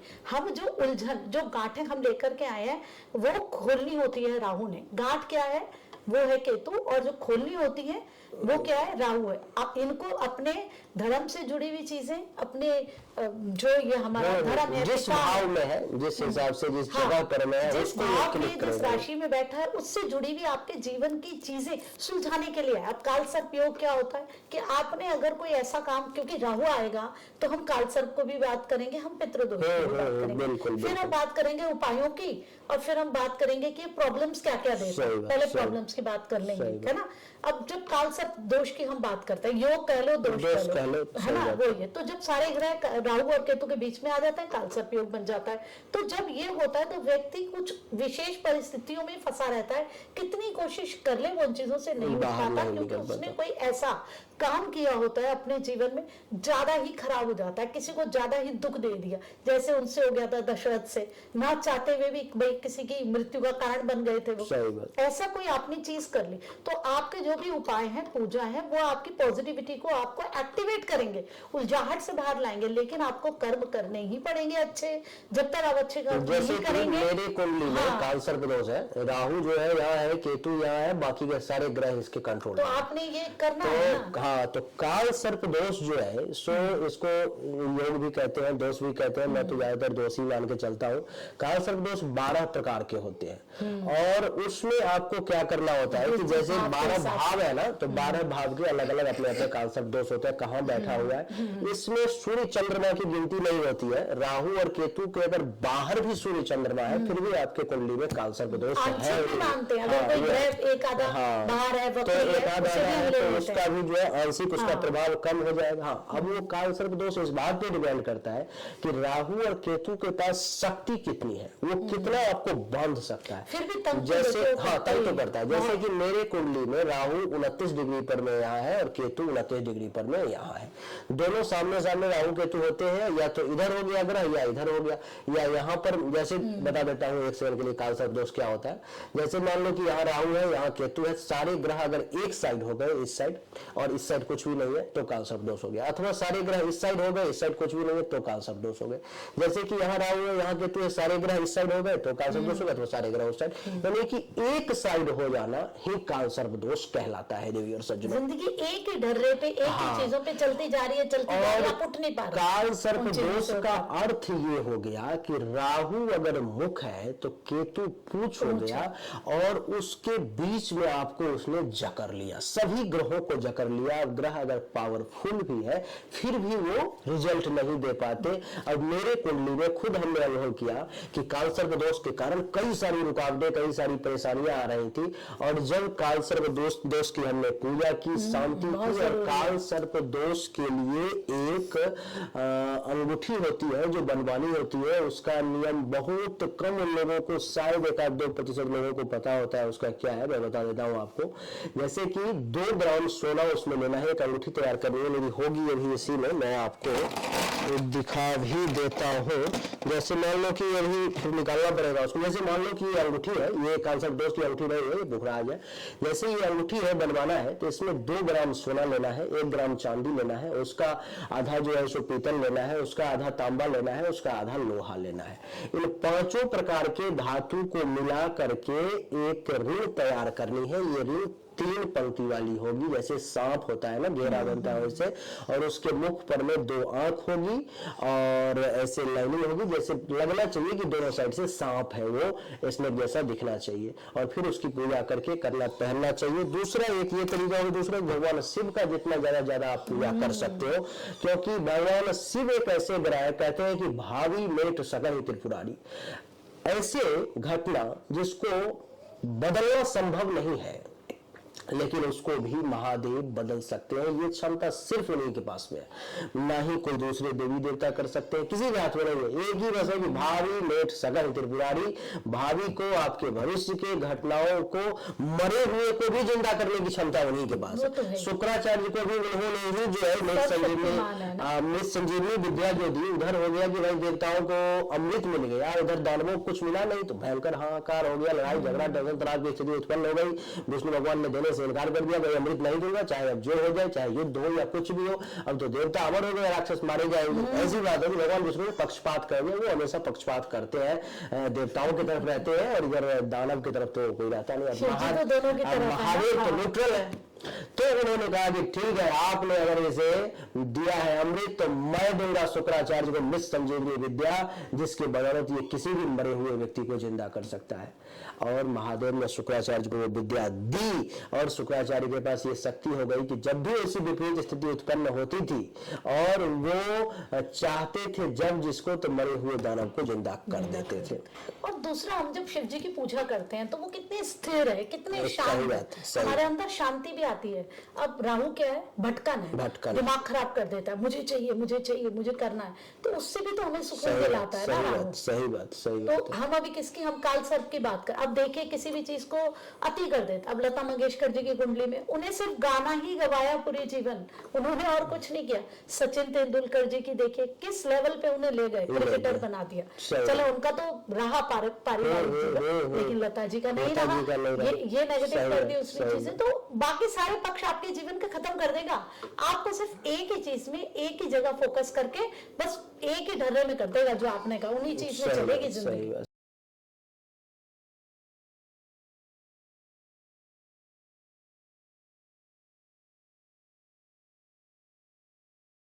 हाँ, तो अब हम लोग पितृ दोष के बारे में जरा चर्चा कर लेते हैं। यदि राहु केतु पर चर्चा हो और पितृ दोष पे ना हो तो ये टॉपिक अधूरा रह जाएगा, वीडियो अधूरा रह जाएगा। और आज का ये वीडियो ऐसा वीडियो बन गया जो इस वीडियो को देखने के बाद आपको दोबारा दूसरी वीडियो देखने की जरूरत नहीं पड़ेगी राहु से रिलेटेड। तो थोड़ा सा पितृ दोष के बारे में आप बताएं। जी देखिए, पितृ दोष के बारे में मैं एक अलग बात भी बताऊंगी जो कोई भी नहीं कहता है। पहले पितृ दोष कहते हैं, हम कुंडली के नवम भाव से जुड़ा है।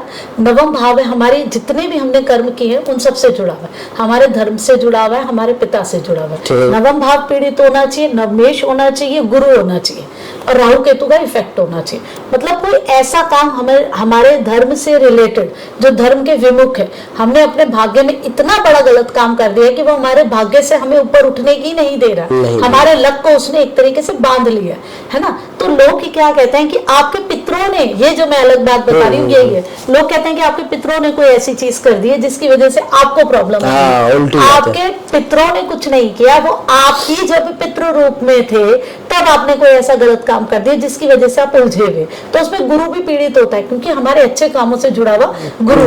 तो आपको अपने कर्मों को, पितृ दोष की पूजा के साथ साथ आपको अपने कर्मों को भी सुधारना होता है, तब जाके आपको राहु जो है अच्छा फल देगा। अगर फिर आप गलत कर्म कर रहे हैं, आपकी सोच ठीक नहीं है, आपकी नेगेटिव सोच हो जाना, दूसरे की चीज मुझे मिल जाए, यही तो राहु का काम है। कोई अपराध कर देना, यही तो राहु का काम है। अगर आप अपने कर्मों को नहीं सुधारेंगे तो फिर राहु आपको नहीं देने। थोड़ा सा इसको और आप क्लियर कर दो। पितृ किसे कहते हैं? पितृ से कहते हैं जो कि हमारे दादा परदादा जो चले गए हैं, और राहु हमारे पितरों से जुड़ा है, हमारे घर के साउथ वेस्ट पोर्शन से जुड़ा हुआ है जो हमारे पितृ हैं। क्योंकि सारी आत्माओं से राहु ही तो जुड़ा हुआ है, जितनी भी आत्माएं, चाहे हमारे पितृ आपसे पहले आपके पिता के समान, पिता के पिता, पिता के पिता, उनके पिता, उनके पिता, जो आपके पूर्वज जो है, जो अब इस समय में नहीं रहे, अब वो चल बसे, दुनिया को छोड़ दिया उन्होंने, वो आपके पितृ है। और पितृ दोष जब बनता है तो पितृ दोष का बिल्कुल सही कहा, क्योंकि लोग आज के समय बहुत भ्रमित करते हैं कि आपके पितृ का ऐसा है, आपके पूर्वज ऐसे कर रहे हैं।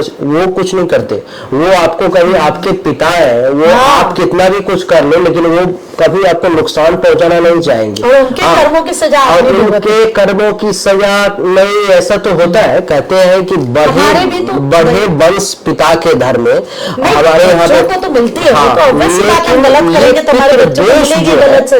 ये हमारे यहाँ पर एक कहावत है कि बढ़े वंश पिता के धर्म में और खेती उपजे अपना कर्म, यानी कि पिता का जो धर्म कर्म त्याग तपस्या किया गया जाता है। जैसे कि मेरे पिताजी एक बहुत अच्छे ज्योतिष, एक बहुत विद्वान, अगर भारत में हिंदुस्तान में कोई अगर 10-20 विद्वान है तो उसमें एक उनका स्थान है। ऐसे विद्वान अगर संस्कृत में वो अगर बोलने लगे, बातचीत करने लगे तो 2 घंटा, 4 घंटा, 5 घंटा, 10 घंटा, कितना समय तक शास्त्रार्थ होने लगेगा उसकी कोई लिमिट नहीं रहती। लेकिन उन्होंने जीवन में कभी पैसे को महत्व नहीं दिया, कभी भी उन्होंने कभी डिमांड नहीं की कि भाई मैं ये काम कर रहा हूँ तो कितना पैसा चाहिए।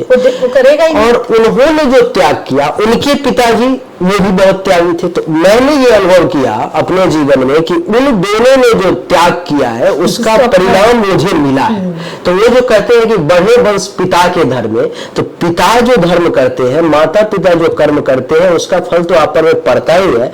आज आपके पिताजी अगर किसी बगल वाले से लड़ाई झगड़ा टेंशन तनाव करके चले गए हैं तो उसका परिणाम आपको ही भुगतना पड़ेगा। कल हो करके ऐसा हो सकता है कि वो व्यक्ति आपसे, आपके पिता द्वारा किए गए कर्मों का, उन्होंने जो उसको परेशान किया है, आपसे बदला ले। लेकिन पितृदोष दूसरी चीज है। पितृदोष का ये अर्थ है कि आपके पिताजी आपको परेशान कर रहे हैं, दादाजी जो मरे हुए वो परेशान कर रहे, नहीं, आपने खुद गलत कर्म किया है, उसका परिणाम आपको। ये जो कुंडली जो है, कुंडली क्या है? ये कुंडली का अर्थ ही होता है कि आपके द्वारा पूर्व जन्म में किए गए कर्मों का ये एक प्रतिलिपि आईना है जिसे आप देखना नहीं जानते। वो मैं देखूंगा, ये देखेंगे, ये डिकोड करना जो जानते हैं वही है, बस ये कोड है ये, और हर कोई इसको डिकोड नहीं कर सकता। तो ये कभी ना समझिए कि आपके पिता आपको नुकसान कर रहे हैं। आपने जो गलत कर्म किया है, उनके प्रति किया है, उसका आपको नेगेटिव फल मिल रहा है। इसका आपको समाधान करना है और इसका सुधार करना है आपको। तो पितृदोष की एक तो शांति की उपाय है कि शांति की जाती है पितृदोष की, और कुछ क्या पितृदोष के लिए शांति की जाती है। और दूसरा आपको अपने कर्मों को भी देखना आप कैसे करो। सबसे अच्छी बात ये है कि पितृदोष, और इसमें हम एक उपाय कर सकते हैं। अब राहु क्या है? धुआं है। धुआं ठीक है। अब हमारे आसपास जितनी भी नेगेटिविटीज है वो राहु है हमारे घर के अंदर। तो सबसे पहले तो आप हवन कीजिए अपने घर में, रेगुलर हवन कीजिए, पूजा पाठ मंत्र जाप, जैसे सुंदरकांड पढ़िए, मतलब नेगेटिव एनर्जी आपके घर से निकलनी चाहिए। फिर ऑब्वियस सी बात है कि आपके घर में और माता पिता जो वास्तव में अभी आपके अगर वो पितृ जीवित है, अगर वो है तो उनकी आप जो है बिल्कुल सेवा कीजिए, क्योंकि उनकी जब आप सेवा करेंगे तो उसका भी पितृदोष खत्म होने में बहुत बड़ा रोल रहता है। और अगर आपने पिछले जन्म में पितृदोष है आपका और इस जन्म में भी माता पिता के साथ वही व्यवहार कर रहे हो तो अगले जन्म में फिर पितृदोष रहेगा और वो जो है जो आपको नुकसान करेगा, और वो पितृदोष अभी भी बढ़ के कई गुना निगेटिव फल देगा आपको। और कुछ क्या बताना? राहु एक तो ना बहुत जो बूढ़े लोग होते हैं उनसे भी जुड़ा हुआ होता है। आप बूढ़े लोगों के साथ अच्छा, जो आपने बोला माता पिता ही नहीं, कोई भी बूढ़ा दिखता है आप उसके साथ अच्छा व्यवहार करें। घर में रेगुलर 15 दिन महीने में पंडित जी से हवन कराइए, खुद नहीं हवन सामग्री ला के कर लीजिए। देखिए जो पंडित का काम है पंडित को करने दीजिए, पंडित जी से कराइए। इतना आप खर्चा करते हैं, आप पंडित जी को फीस नहीं दे सकते क्या? फीस दीजिए, अपने घर में 15 दिन महीने में हवन करवाइए। बूढ़ों का, हर एक बूढ़ों का सम्मान कीजिए, उनके लिए कुछ कर सकते हैं तो रेगुलर करिए, ये बहुत ज्यादा जरूरी है। और अपने माता पिता का बिल्कुल अपमान नहीं करिए। जो भी आपके घर के बड़े हैं उनको सम्मान कीजिए। आप उनकी बात नहीं मानना चाहते, आपको लगता है वो ठीक नहीं कह रहे, मत मानिए, लेकिन उनके सम्मान में कमी नहीं करिए, उनकी सेवा में कमी नहीं कीजिए। फिर देखिए आपको कौन सा दोष लगेगा। राहु आपको तंगी नहीं करेगा। और राहु के बारे में क्या कुछ छूट रहा है, क्या बताना चाहती है? देखिए एक तो मैंने अभी वीडियो भी बनाई थी, उसमें बोला था राहु और केतु क्या है, ऊर्जा है। अब केतु वो ऊर्जा है जो हमें आंखों से नहीं दिखती, बहुत छोटा कण, जैसे हम एटम की बात करते हैं, सबसे छोटा कण एटम ही है, उसी से सारी चीजें बनी है, मॉलिक्यूल्स उसी से ही बनेंगे, आंखों से नहीं देख सकते, वो हम नहीं देख सकते। लेकिन सबसे छोटा जो कण है, जो एटम का जो कण होता है, उसे हम बोलेंगे केतु। जो उसके आसपास की ऊर्जा है वो है राहु। किसी भी चीज की ऊर्जा, अब ऑरा अगर आप लोग समझते हैं तो समझिए कि हमारा ऑरा, हमारा आभा मंडल हिंदी में कहते हैं, वो राहु है। हर चीज के अंदर जो ऊर्जा होती है ना, उस मतलब हर चीज के अंदर एक ऊर्जा का घेरा बनता है, हर चीज का, वो ही ऑरा होता है। जैसे हमारी एक गर्मी होती है, एक खुशबू एक बदबू होती है, खाने की खुशबू बदबू होती है। लकड़ी है, आप लकड़ी को, आप टेबल को भी थोड़ी देर देखो ना, उसके बाद आपको एक घेरा सा उसके आसपास लगेगा। किसी भी चीज की, कोई भी है, उसमें ऊर्जा होती है, और वो जो घेरा होता है ना, वही राहु है। हमारा ऑरा राहु है, उसी को ही हम देखकर ज्यादा अट्रैक्ट होते हैं, किसी से हम दुश्मनी करते हैं। अगर आप गलत सोच रहे हैं ना, आपकी एनर्जी बता देंगी। वो चीजें, राहु वो है इस दुनिया में, वो चीजें जो हमारे ऊपर ज्यादा इफेक्ट कर रही हैं, जो नहीं दिख रही। देखिए कौन, आप यहाँ खाना रख दें, मुझे कहें आप खाना खा लीजिए, आपका मन नहीं है, मुझे समझ आ जाएगा, मैं खाऊंगी नहीं, मुझे भूख नहीं है, क्योंकि वो भावना आपके अंदर है, वो ही राहु है, वही आपके अंदर जो चीजें चल रही हैं वो राहु है, वो मैंने पहचान ली। तो राहु सबसे ज्यादा इफेक्टिव होना चाहिए। तो अब पहले हम राहु के प्रॉब्लम्स की बात कर लेते हैं ना। राहु के द्वारा क्या क्या समस्याएं होती है, थोड़ा सा वो आप समझ लें। और राहु के द्वारा जो समस्या होती है उसका समाधान क्या होगा, इतना समझ करके इस वीडियो को समाप्त करेंगे हम लोग। तो कुछ राहु की समस्याएं बताएं। समस्या सबसे पहले तो दिमाग से जुड़ा हुआ होता है, पागलपन कर देता है, दिमाग की नसों से भी जुड़ा हुआ, परेशान कर देता है। हमेशा आदमी को ज्यादा चाहिए, जुनून हो जाता है, बेचैनी रहती है, खुश नहीं रहता है, पागलपन आ जाता है, मानसिक रोग दे देता है, छाती में बहुत ज्यादा कफ दे देता है, घर में टिकने नहीं देता, आपको एकदम अजीब ही बना देता है। ये सब जो है राहु से संबंधित, राहु से रिलेटेड ऐसे अलग अलग भावों का अलग अलग जो है राहु से संबंधित नेगेटिव और पॉजिटिव उन्होंने बता दिया, पहले ही बता दिया। हाँ, अब इसका समाधान बताइए। और भी प्रॉब्लम्स है, जैसे भूत प्रेत तंत्र बाधा, आपके ऊपर तंत्र होना, ये सब भी राहु से रिलेटेड बताया हम लोगों ने। हमने बता दिया, खराब सपने आएंगे, वो सारी चीजें ये हमारी राहु से रिलेटेड है। और ज्यादा ही ओवर एम्बिशियस आपको बना देगा, झपटना, अपराधी बना देगा, ये सारी चीजें राहु से संबंधित है। राहु के कुछ योग वगैरह होते हैं बाकी ग्रहों के साथ साथ, उस पर वो तो अभी लेकिन वीडियो लंबा हो जाएगी, फिर किसी दूसरे दिन उस पर चर्चा करेंगे। आज इसके समाधान के बारे में जान लें, क्या क्या समाधान बताती है आप राहु से संबंधित समस्याओं का। समझ लीजिए, राहु आपको उलझाता है, आपको अपने आप को मैनेज करना है, अनुशासित रखना है। राहु अनुशासन में रहना नहीं सिखाता, आप अपने आप को आपको काबू में करना पड़ेगा। सुबह जल्दी उठिए, आपको बिल्कुल जल्दी उठना है, अपने अपनी पूजा पाठ मत छोड़िए। राहु पूजा पाठ नहीं करने देता, धर्म से विमुख करा देता। आपका राहु की दशा चल रही है, राहु क्या करेगा, दशा चल रही है, पूजा करने का मन ही नहीं करेगा, आप करेंगे ही नहीं, आप मंदिर नहीं जाएंगे। लेकिन आपको खुद को समझाना है, राहु क्या है, राहु ऐसा है कि अगर आपने उसे कंट्रोल नहीं किया ना तो वो आपको कंट्रोल कर लेगा। तो आपको उसे कंट्रोल करना है। अपना टाइम से उठिए, पूजा पाठ कीजिए, जल्दी उठिए, योगा करिए, क्योंकि आप योगा करेंगे तो आपका शरीर स्वस्थ रहेगा। शरीर, मन, आत्मा, आपको पता ही आपको भटकाएगा, आपको लोभ की तरफ ले जाएगा। टाइम से उठिए, अपना जल चढ़ाइए सूर्य को, तुलसी को जल चढ़ाइए, 3 पत्ते तुलसी के खाइए तोड़ के, क्योंकि चबाते नहीं है तुलसी को, और आप सूर्य को जल चढ़ाइए, शिवलिंग को जल चढ़ाइए। आपकी एनर्जी जो है ना वो पॉजिटिव होनी चाहिए, क्योंकि आपका ऑरा है राहु।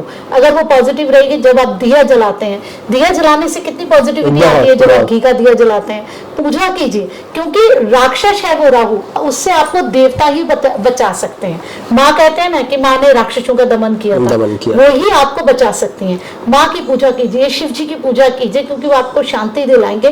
पहले अपने आप को व्यवस्थित रखिए। अगर आपकी चीजें उलझी हुई हैं, पड़ी रहती हैं, व्यवस्थित नहीं, अपने कपड़े, अपनी किताबें, अपना सामान, मोबाइल सब व्यवस्थित कीजिए, गंदगी मत रखिए। घर में अगर कबाड़ होगा तो वहां पे राहु की एनर्जीज आ जाएंगी। और जो घर में जैसे कोने कोने में आपके गंदगी है, टॉयलेट जुड़ा हुआ है हमारा राहु से, तो आपका टॉयलेट कभी भी गंदा नहीं होना चाहिए, बाल वाल नहीं पड़े होने चाहिए, वो फिर राहु को खराब कर देते हैं। हमेशा साफ रखिए अपना टॉयलेट, कहीं भी पॉजिटिव ऊर्जा घर में बदबू नहीं आनी चाहिए। हमारे अंदर से जो खुशबू निकलती है, बदबू निकलती है, सब राहु है। अगर आपके घर से बदबू आ रही है तो वो आपकी नेगेटिविटी है, उसको आप ठीक कीजिए, उसको आप पॉजिटिविटी में बदलिए, खुशबू करिए। टॉयलेट से नहीं आनी चाहिए बदबू, कहीं कोई चीजें सड़ रही है उसको फटाफट आप फेंक दीजिए। हमारे घर का कूड़ादान राहु है, उसमें कभी गंदगी नहीं आनी चाहिए, बदबू नहीं होनी चाहिए। बस घर के बाहर आप कोई कूड़ा अपना ना फेंके, ये चीजें आपको नहीं करनी है। ये सब राहु से संबंधित कुछ उपाय हुआ, कुछ और भी मैं उपाय इसमें ऐड कर देता हूँ। जैसे कि आप मान लो कि राहु का समय आपके ऊपर में चल रहा है, राहु अच्छा ऐसा नहीं है कि राहु आपको हमेशा ही परेशान कर रहा है। हर एक ग्रह का एक टाइम पीरियड होता है। वैसे अगर समझो तो सबकी एक महादशा, अंतरदशा, प्रत्यंतर दशा, सुख दशा आपके जीवन में आती है। अथवा अगर ये समझो तो 24 घंटे आपके ऊपर 9 ग्रहों का प्रभाव चलता रहता है हमेशा, क्योंकि पल पल ग्रह का प्रभाव बदलता रहता है। अभी आपके ऊपर में शनि चल रहा है, 10 मिनट बाद राहु शुरू हो जाएगा, 15 मिनट बाद गुरु शुरू हो जाएगा। एक ही दिन में आपने अनुभव किया होगा, जो 1 घंटे पहले आप बहुत खुश थे, और 1 घंटे बाद ऐसी घटना घटित हो गई जो अब आप बहुत दुखी हैं। तो ये उसी ग्रह का प्रभाव। आप कहोगे गुरु की महादशा चल रही है, गुरु हमारा राजयोग कारक है भाई इतना, तो गुरु की महादशा तो चल रही है, लेकिन गुरु की महादशा आपके इतने बज के इतने मिनट तक चल रही है, और उसके बाद शनि आ गया, उसके बाद राहु, उसके 9 ग्रहों का प्रभाव जो है 24 घंटे चलता रहता है। लेकिन उसमें भी महादशा, अंतरदशा, प्रत्यंतर दशा को मूल रूप से हम लोग गिनती करते हैं। तो अगर आपके ऊपर राहु केतु अथवा किसी भी बुरे ग्रह का प्रभाव अगर महादशा, अंतरदशा या प्रत्यंतर दशा में चल रही है तो 100% उस पर में लग जाए उसके इलाज में, नहीं तो वो आपको फिर खराब कर देगा। राहु के लिए अगर आपका राहु खराब है तो आप राहु के वस्तुओं का दान करें। जैसे कि काला वस्त्र है, आप निश्चित तौर पर में दान करें। आपका नीला वस्त्र है, राहु से सोच करके मन में किसी को अगर दे रहे हैं तो ये क्योंकि काला शनि का भी है, नीला शनि का भी है, राहु का भी है। राहु का प्योर ऐसे धूम्र कलर माना जाता है कि धूम्र कलर जो है, धुएं जैसा रंग जो है वो राहु का है। लेकिन धुएं जैसा, काला, नीला, ये तीनों वस्त्र अथवा इस तीनों कलर का कोई भी वस्तु आप दान करें। राहु से संबंधित जैसे कि कुत्ते का आप भोजन वगैरह करा सकते हो, ये सब है।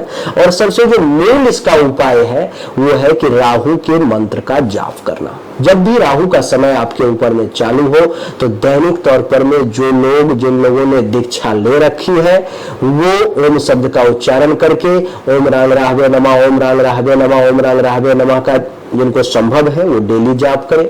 जिन्होंने नहीं ले रखी है वैदिक मंत्र का जाप करें। वैदिक मंत्र भी बता देता हूं। वैदिक मंत्र है राहु का, ओम कयानस चित्रा आभुव द्युति सदा वृद्धा सखा कया सचिष्ठया वृता। ओम कयानस चित्रा आभुव द्युति सदा वृद्धा सखा कया सचिष्ठया वृता। ये मंत्र है, आप इसको अगर चाहे तो नेट पर में सर्च कर लेंगे। राहु का वैदिक और तांत्रिक या एकाक्षरी मंत्र सबसे बढ़िया आपके लिए रहेगा कि नमो राम राहवे नमः का आप डेली 5-10 माला जाप करें। राहु से संबंधित सभी समस्याओं का समाधान होगा। दूसरा कि अनुशासन बनाए रखें, क्योंकि राहु सबसे ज्यादा अनुशासन प्रिय, अनुशासन को बिगाड़ने का काम करता है। आप अनुशासन बनाए रखेंगे तो राहु कंट्रोल में रखेगा। भगवान शिव के मंदिर में जाए, बराबर जाए, संभव हो तो आसपास में हो तो रोज जाए, और नहीं तो कम से कम जो है सोमवार के दिन जरूर जाए भगवान शिव के मंदिर में। और उपाय भी है, अभी और भी कुछ उपाय जो है ये बताना चाहती हैं, बताइए। हाँ, जैसे कि राहु क्या है, गंदा रखता है व्यक्ति को। गंदे मत रहिए, सुबह नहाइए धोइए, सिलवटों वाले कपड़े नहीं पहनिए, अपने बिस्तर को साफ रखिए। बिस्तर में झूठा खाना, झूठन, ये सब बिल्कुल नहीं रखिए अपने घर में, सूखा हुआ झूठन। साफ सुथरे कपड़े पहनिए, सिलवटें हटी हुई, अपने बिस्तर को सिलवटों से हटा के रखिए, तभी आपका राहु ठीक होगा। मतलब नेगेटिविटी कहीं भी ना हो, जो है नकारात्मक ऊर्जा जो मूल रूप से है उसको खत्म कीजिए और अनुशासन बना करके रखें, मंत्र का जाप करें।